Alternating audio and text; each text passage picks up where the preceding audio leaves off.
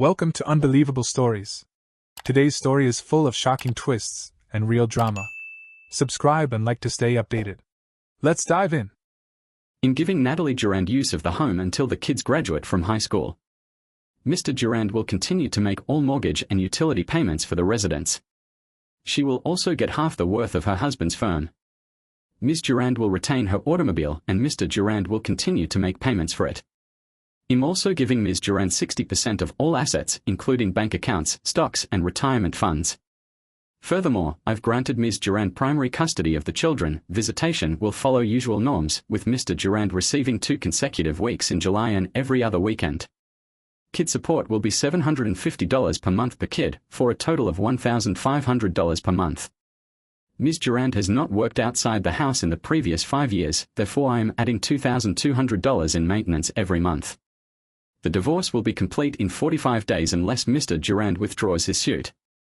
The Honourable Magistrate Evelyn Carter then banged her gavel to bring the proceedings to a close. She was just about to stand when I spoke the one word that would set the tone for the next 6 months of my life. No. Magistrate Johnson halted in her position, her head swiveling so quickly to gaze at me that I'm astonished her neck didn't crack. She had a shocked expression on her face, as if she couldn't believe someone had the nerve to use such term in her sight. She slowly reversed her motions, returning to her chair.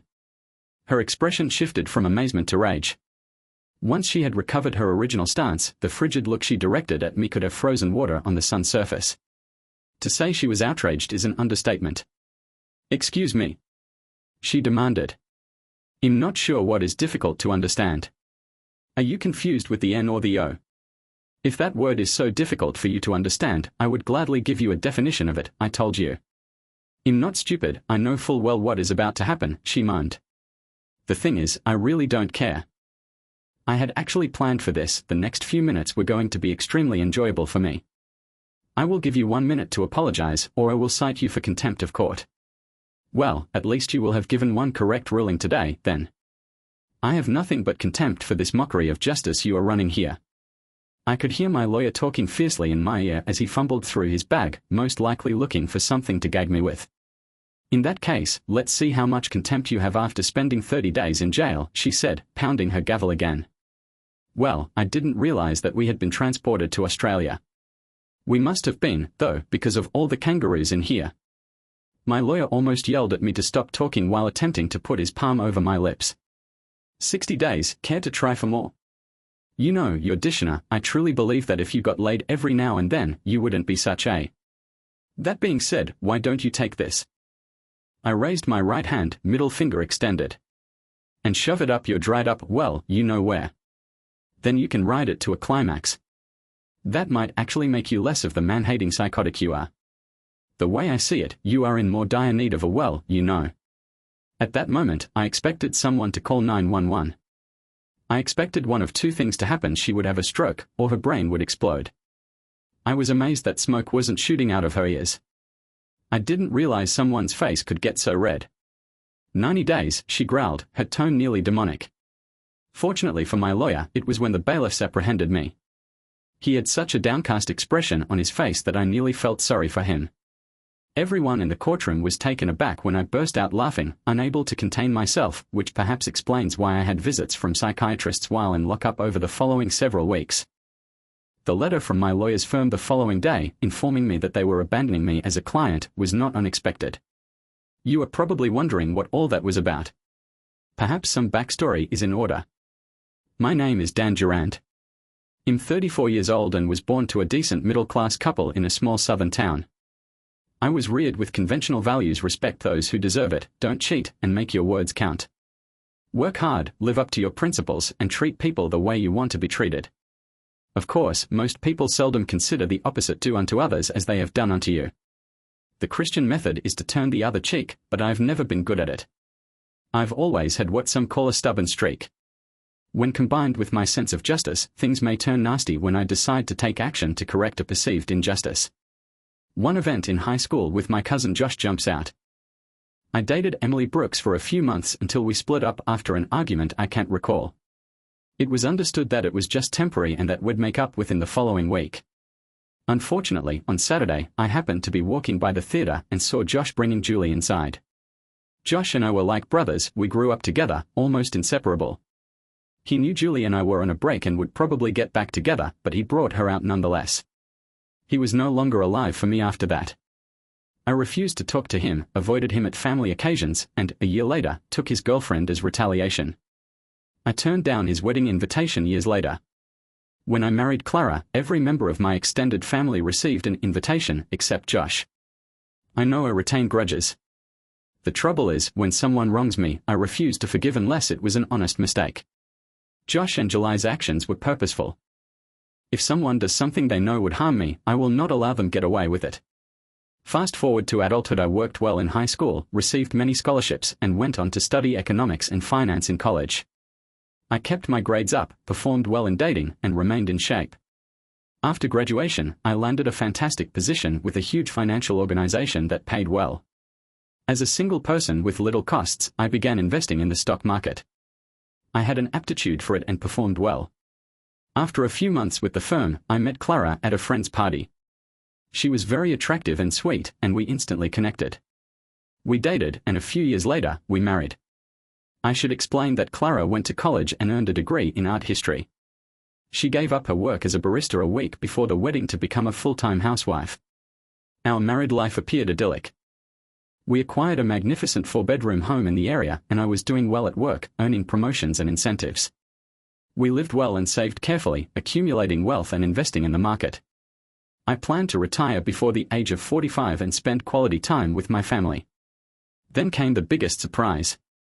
A few years into our marriage, I returned home to find Clara smiling and announcing she was pregnant. A few months later, we discovered it was twins, 2 young girls. I was overjoyed, seeing myself as dad, already indulging my girls in my thoughts. Both families gathered to celebrate their birth dates. Life altered in great ways. But as the work took up more of my time, I realized I wanted to live closer to my family. I had enough capital to expand, so I started my own investing business. I was performing well enough on the side to bring people in, and I quickly had a solid list that included largely friends, old co-workers, and recommendations. The company expanded, and within a year, things were looking promising. Then, around the children's second birthday, everything began to unravel. We had a party with both families present. My mother was chatting to my aunt about the girl's eye color, blue, which was strange since neither Clara nor I had blue eyes, nor did anybody in our close family. I first rejected it, but a nagging sense persisted. I began looking at the females differently, seeing things that didn't seem familiar. The nagging uncertainty intensified, and I realized I needed to know the truth. A few days later, I hired a private investigator and scheduled a paternity test. The findings arrived 10 days later. The girls were not mine. I sensed it deep down, but seeing it in black and white struck me hard. My investigator established that Clara had been seeing a blonde-haired, blue-eyed gym teacher at her facility. She even brought our girls to his place to spend some time with him. I sobbed for many hours before deciding what to do. I hired a divorce lawyer the following day, but I knew the court system was not going to be kind to me. I transferred all of my assets, cashed out my investments, and buried the proceeds abroad. By the time Clara discovered anything was wrong, my net worth on paper was nil, save for the highly mortgaged home and the ancient Chevy truck I drove about town. 2 months later, I informed her that I wanted a divorce, and she was served with papers on a Friday afternoon. She was shocked to learn that I had DNA proof, video evidence of her adultery, and almost little accessible assets. Of course, she attempted to discover methods to access the money she imagined I had, but the accounts were well protected and everything was in order. For the first several months following our divorce, she attempted to convince the court to release money, but there was none. The property fell into foreclosure, her luxury Mazda CX-5 was confiscated, and she ended herself living with her parents while working part-time as a waitress. Her gym teacher partner wasn't much help either, had fallen on hard times as a result of an unfortunate incident that left him with large medical expenses and a badly tarnished image. After completing my contempt of court term, I maintained a low profile, doing minimum wage jobs and putting any spare money aside for my legal fees. Clara attempted to garnish my income, but there wasn't much for her to take, and the monitoring to ensure I didn't have concealed cash was constant. After a few years, I decided to go on with my life. I'd been saving again, and the moment had come to depart. Using a new name, I fled the nation with Sophia, my lawyer, who had evolved into more than just that. We settled into a calm life in a little beach village in Belize, where I operated a fishing charter company and Sophia managed a local cafe. We were finally free, leaving behind the drama and the courts to begin over. Magistrate Johnson's marriage had ended when I last heard from her. Ironically, she had adopted her ex-wife's children and was forced to pay child support and alimony when her ex moved in with a new lover. It seems like justice had found a way back to her. Life in Belize became more tranquil and meaningful over time. The residents of our tiny village greeted Sophia and me as Josh and Samantha Cooper. We had a basic but profitable charter fishing company and a little cantina that became a local favorite. Sophia's legal skill wasn't publicized, but she'd sometimes assist a local with financial advice or minor issues. Our new acquaintances respected our privacy, and the pleasant, relaxed atmosphere of the shore gave us a feeling of community. Clara's financial difficulties persisted when she returned to the United States. When I failed to appear for payments, the court issued warrant after warrant, but they were unable to find my assets or whereabouts. Her ex-boyfriend, the gym teacher, was apparently still suffering with his income and medical bills. Clara's family finally approved her choice to declare bankruptcy, and she relocated from her parents' home to a tiny leased apartment. Meanwhile, Magistrate Johnson, in an unforeseen turn of events, found herself at the mercy of the same system she had formerly tightly controlled. After her ex-wife left her for another partner, she was compelled to pay substantial child support and alimony while still paying the mortgage on the family house. Her ex even applied for a new custody agreement to maximize the amount of support she might get. I ultimately learned about her plight via old acquaintances and distant cousins who were familiar with the narrative. While I may have gloated, I thought it very humorous. Life, after all, has an odd way of leveling things out, even without my intervention. Back in Belize, our lives continued to thrive. Over time, we invested in a few local companies, expanding the cantina and adding a few cabanas to rent out to tourists. The financial security enabled us to give back to the community in the form of tiny donations, school supplies for local children, resources for minor repairs, and community activities that drew everyone together. Sophia and I discovered a delight we hadn't imagined when we initially put our getaway plan into action. Our previous life, with all of their complexities and frustrations, faded into distant recollections, much like tales recounted over a fire. I hadn't forgotten or forgiven what had occurred, instead, I had just outgrown it. Life had gone on, as had we. On the anniversary of our arrival in Belize, we'd often go to a remote beach, our little secret, to celebrate the life we'd created together. As we stood by the river, gazing out at the infinite horizon, I couldn't help but feel peaceful. Whatever was ahead, I knew it would be on our terms, free from the shadows of our history. In the end, our decisions took us far from where we began, but closer to who we really were. Perhaps the most important lesson I'd learned from it all was that freedom isn't about running away from anything, but about creating a life you want to go toward. Sophia and I had done just that. Over the following several years, life fell into a regular but enjoyable pattern. Sophia and I proceeded to expand our company and contacts in Belize. The little village has grown to feel like a family.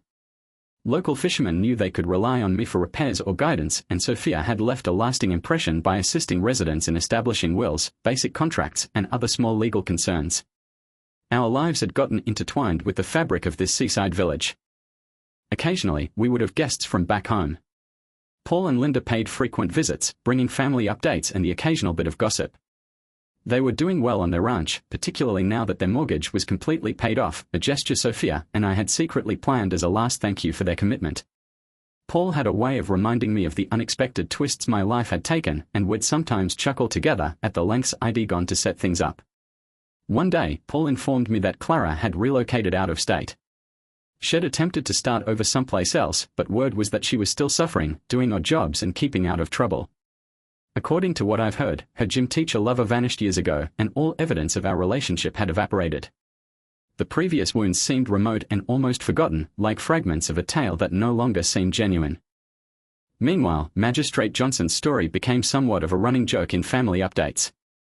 Her divorce had cost her dearly, both financially and emotionally.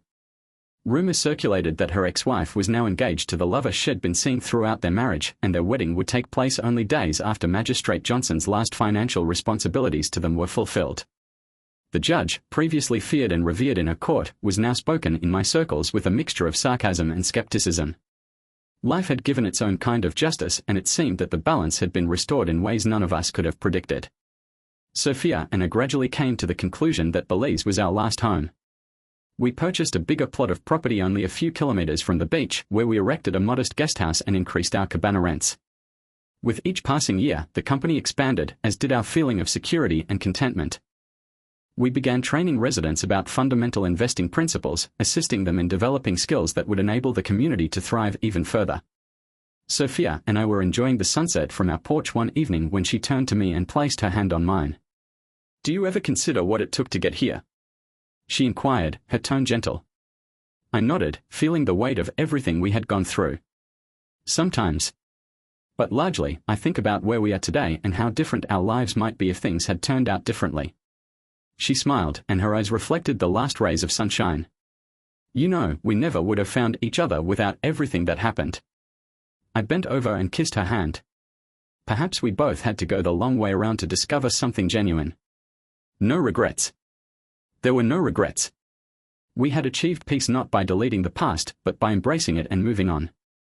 The life we had created demonstrated perseverance, patience, and a mutual desire for freedom and pleasure. And, as the waves lapped against the coast and the sun fell below the horizon, I knew we'd face whatever life threw at us next, eternally thankful for the road that brought us here. Sophia and I gradually became used to our new lifestyles. We'd made peace with the past and were enjoying a life we couldn't have imagined back in the States. Our guesthouses had become a sanctuary for tourists looking for a genuine, calm retreat, and we often found ourselves exchanging tales with them over dinner at the cantina. Our tiny network of friends and locals had grown into a family, and each day seemed like a new beginning. One evening, a familiar face entered the cantina, one I hadn't seen since my departure. It was my old buddy Mike, whom I hadn't talked with in years. He glanced around before focusing on me, and as he approached, a large smile formed over his face. After exchanging handshakes and greetings, he sat down with Sophia and myself. "I knew you'd find a way to disappear," Mike remarked, lifting his glass. "But Belize, you have the life here." We chuckled while reminiscing about past times and caught up on his life in the States. He gave news about common acquaintances and a few family updates, keeping us up to speed on what had happened while we left. He leaned closer, dropping his voice. "You know," he remarked, "Magistrate Johnson's predicament is just getting worse. She's been under investigation for something involving cash missing from a case she handled years ago. I'm not sure whether it will go somewhere, but people are talking." The irony was not lost on me. For a brief time, I got a flash of the old thrill that comes from seeing the scales shift in unexpected ways. But primarily, it seemed remote, as if the judge and all she represented were from another existence completely. Mike went after a few days, bringing with him a piece of the past that I had long forgotten.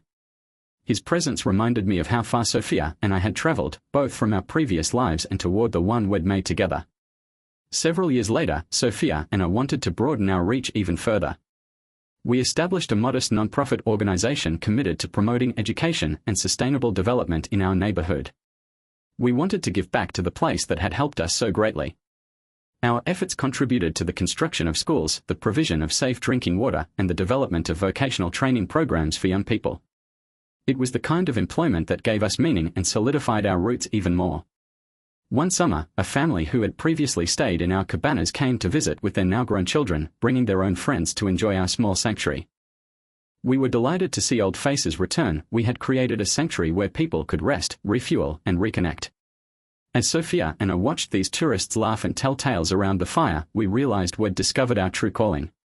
We discovered healing for ourselves while assisting others. Our path, which had previously been complex and harsh, had evolved into one of serenity, acceptance, and satisfaction. In quiet times, we'd sit together and reflect on the twists and turns that had led us here. We had recreated ourselves many times over, with each choice and every beginning. Sophia smiled softly at me one evening as we sat beneath the starry sky. "You know, I think we finally found it," she said. "What is that?" I asked, grasping her hand. "Home." And there, on the ocean, in a little community full of laughter and love, Sophia and I thought we had found everything. Our journey had taken us to a place of calm we could never have imagined, for which we were eternally thankful. Sophia and I got older, and our quiet existence by the ocean took on even more significance. We had endured storms, both real and metaphorical, and formed an unshakable friendship. Our businesses thrived, as did our community, which had formed around us like a family. New people came and went, but many remained, transforming our little community into a hub for shared experiences and aspirations accomplished. One day, as we sat on the beach watching the sunset, a small group of youngsters we'd helped educate and guide over the years approached us. They brought fresh fish they had caught and told us about their own goals, starting companies, becoming teachers, and spreading the small-town lifestyle we had grown to love. Listening to them gave me a feeling of satisfaction and fulfillment, knowing that the consequences of our actions were affecting lives beyond our own. Paul and Linda paid us a visit, and this time they brought more than just family gossip. They had brought documentation for us to sign, ensuring that our cabanas, charter company, and charity would continue to operate even if we were no longer there to oversee them. It was Paul's way of expressing his sincere appreciation for what we'd achieved here and his willingness to go to any length to ensure its continuation. As I saw Linda and Paul interact with Sophia and the village children, I knew the voyage had gone full circle. Our efforts, sacrifices, and changes had resulted in a legacy much greater than any financial success I had previously attained. A year later, we held a celebration in our town to commemorate the anniversary of the organization we formed. People traveled from adjacent towns, bringing handcrafted items, food, and music. Sophia and I danced together that night, surrounded by friends and family, in a moment that seemed eternal. As the music played and laughter filled the air, I glanced into Sophia's eyes and saw the love and tenacity that had carried us through each chapter. In the days that followed, we saw our cabanas fill up with returning visitors and new families as young couples fell in love and families made memories. And I realized, finally, that this was the life I'd always desired, the one I'd worked so hard to get, with a tranquility that went beyond the old rage and regrets. In the evenings, when Sophia and I walked down the beach, we'd chat about the future, our dreams, and our visions for the community and its residents. Our lives had become an open book, full of laughter, love, and a feeling of belonging that neither of us had anticipated when we came. When it came time to hand everything on, we realized we were leaving a piece of ourselves behind in this seaside beauty that had become our shelter. As the years passed and our pace slowed, our legacy remained a community of kindred souls bound together by laughter, perseverance, and love, a life well spent in a place that had really become home. As the years passed, Sophia and I found ourselves surrounded by a flourishing community that had risen from our tiny and calm coastal existence. Our cabanas and charter company remained a center for friends and tourists alike, and the charity we'd founded had grown into something we couldn't have imagined. Our work in education, environmental protection, and small business help in the area has provided so many young people with a future to dream about. Sophia looked to me with a melancholy expression on her face one evening as we sat on our porch, watching the sunset below the horizon. "We have accomplished a lot, haven't we?" she inquired, her voice quiet yet full of pride. I grinned and squeezed her hand. "More than I had anticipated. And it is solely because of you." We spent those days quietly enjoying the results of our effort, since the town and our businesses were now operating so well that we seldom needed to intervene. Many of the locals we'd trained and collaborated with over the years had taken over day-to-day operations. Some were our first workers, while others were young adults who had grown up right before our eyes.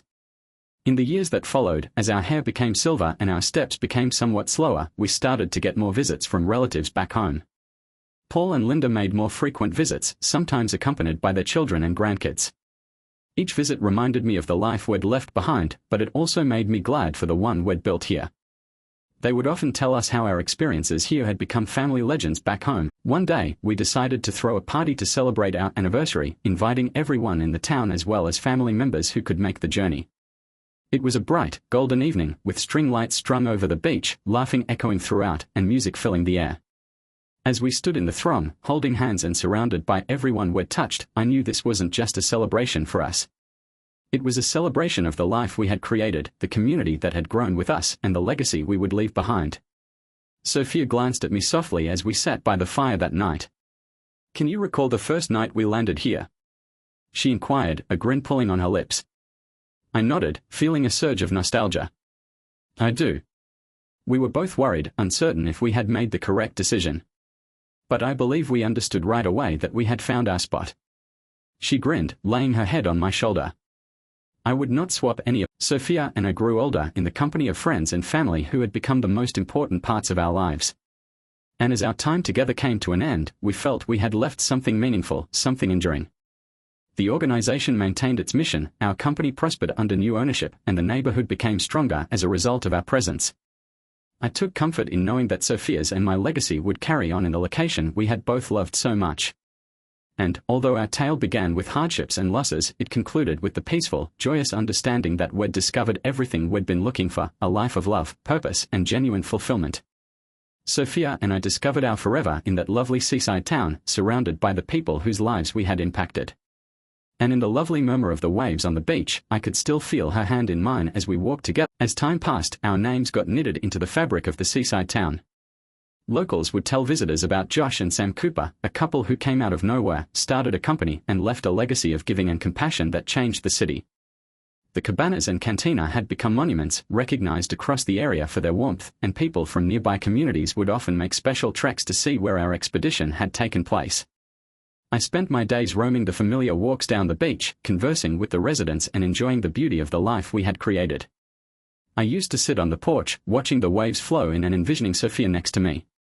Even though she was no longer physically there, her presence permeated every aspect of our lives. The community felt it as well. Individuals would approach me and tell me how Sophia had helped them or how her smile had made their day. Her energy was as integral. One evening, when I was shutting the cantina, a young guy approached me. He identified himself as Miguel, the son of one of the fishermen that Sophia and I had assisted over the years. He had just returned from studying marine biology in the capital, a goal he said was made feasible by the scholarship we had provided for him. I wanted to come back, he said, his eyes genuine and sparkling. To give back to the community that has helped me so much. I hope one day to make as big of a difference as you and Sophia did. His remarks filled me with pride and peaceful delight. I realized then that our legacy was more than simply the companies and structures we left behind. It was also the individuals, like Miguel, who were continuing on the job we had begun. As the years progressed, I progressively delegated. They offered new ideas to the cantina and helped the organization reach even more rural settlements along the coast. It seemed as if Sophia's soul and my aspirations were continuing to flourish via their work in ways we could never have imagined. Then, one late afternoon, I got a letter, rare in itself, in which I recognized Paul's handwriting right away. It was a lengthy, personal letter that caught me up on family news and shared a few recollections from our upbringing. But, in the end, he had written something that touched a profound chord. Ethan, he wrote, using my own name for the first time in years, you always had that strong sense of justice and devotion. I believe you've accomplished all you set out to achieve and more. Just know that we are all proud of you and that you are remembered with regard and respect both here and back home. You discovered peace and maybe, in the process, as I read those lines, the setting sun shed a golden glow over the horizon, highlighting the route we had walked, the life we had made, and the community we had fostered. I was aware that my voyage was almost complete. On one of my last evenings, I sat by the fire outside the cantina, surrounded by young people and old acquaintances. As we laughed, reminisced, and discussed future goals, I felt Sophia's warmth and the contentment of a well-lived life. And when it was time for me to depart, I did so with serenity, knowing that our narrative would continue.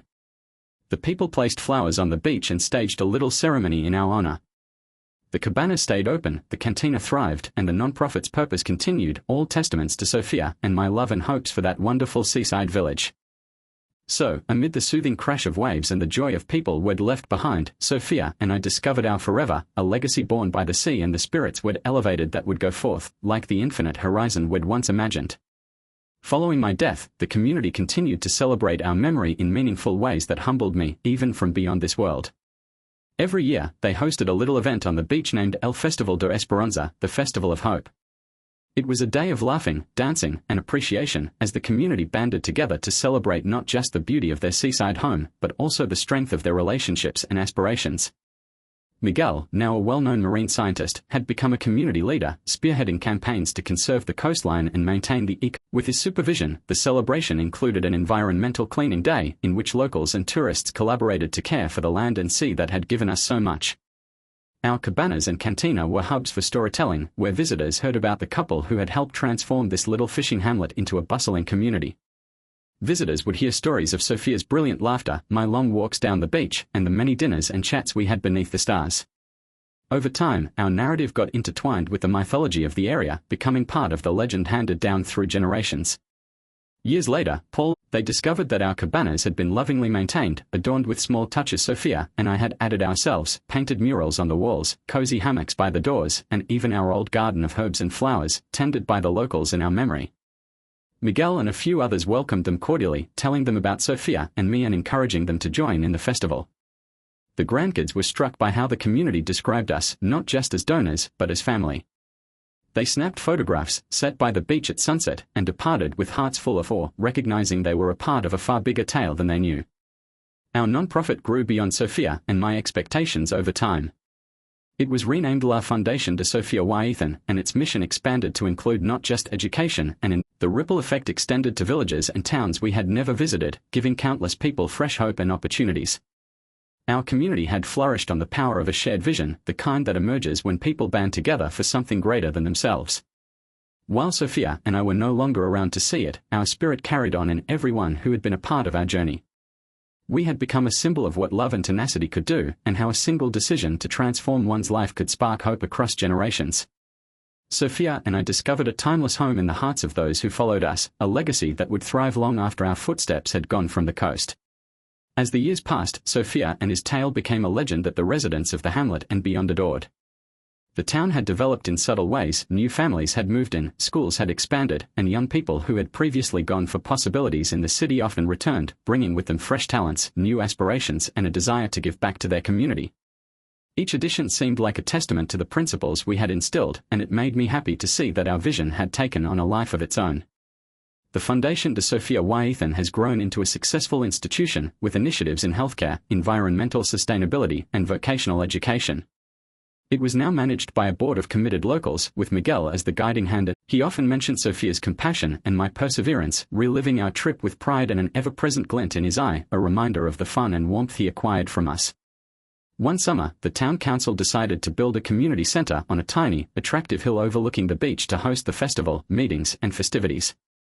They dubbed it La Casa de Esperanza, or the House of Hope, in recognition of the people Sophia and I had impacted and the love we had poured into this community. It was an inspirational space, complete with images of the village's history, local artwork, and relics from the cabanas and cantina.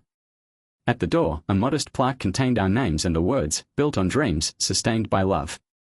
People from all over came to visit La Casa de Esperanza. Each guest was greeted cordially, allowed to learn about the village's history, and many departed with a great respect for the community spirit. The community center has become a beacon of hope, attracting those looking for connection, purpose, or just a place to belong. Over time, the event became into a regional celebration, attracting hundreds of people each year. Music, food, and art filled the streets as families came to dance, exchange memories, and commemorate the life they had created together. Each year, stories about Sophia and me were told, converting our lives into myths about redemption, second chances, and the power of compassion. Years later, a documentary filmmaker came in town, drawn to the stories she had heard about La Casa de Esperanza. She spent months interviewing residents, sorting through memories, and capturing the beauty of the town and its inhabitants. The film, Dreamers of the Coast, was finally aired across the globe, chronicling the tale of two strangers who came looking for comfort and ended up creating a refuge for a whole community. The documentary instilled pride in the villagers, who saw their lives cherished and understood on a big scale, motivating other communities throughout the globe to trust in the power of communal purpose and optimism. By then, the village's younger generation had risen up, bearing the torch of leadership with zeal and wisdom. They regarded themselves as caretakers of the narrative and spirit of the place, attempting to respect our heritage while creating their own future. One evening during the festival, as the sun began to set, Miguel stood in front of the audience and related the tale of how he had once met a man and lady who transformed his life, who had come to this town with nothing but a vision and a desire to give of them. He talked about the path that had led us all to this point, and the audience went quiet, affected by his words. Sophia and Ethan may be gone, he added, but they live on in all of us. In our love, generosity, and bravery to create the life we want for our children. This location, the Casa de Esperanza, is their gift to us, and it is our responsibility to keep it alive. That night, beneath a canopy of stars, the townsfolk danced, laughed, and told tales till the early morning. The waves murmured on the coast, bringing echoes of love and resilience, and I felt, in some timeless manner, that Sophia and I were still there, a part of that beautiful, everlasting universe. In the years that followed, La Casa de Esperanza, and as years passed, the tale of Sophia and Daniel Durand, two dreamers who found salvation and left a legacy of love, became woven into the town's very essence, a light for those who came in pursuit of something more. So, in that tiny coastal community by the sea, Sophia and I discovered our everlasting home in the hearts of those who remembered us and the lives we had helped create. Our journey continued, as unending as the ocean's waves, a tribute to the power of hope, love, and the magic that occurs when two people choose to create something wonderful together. Thank you for watching. What aspects of Sophia and Ethan's tale inspired you the most? Please let us know below. Do not forget to like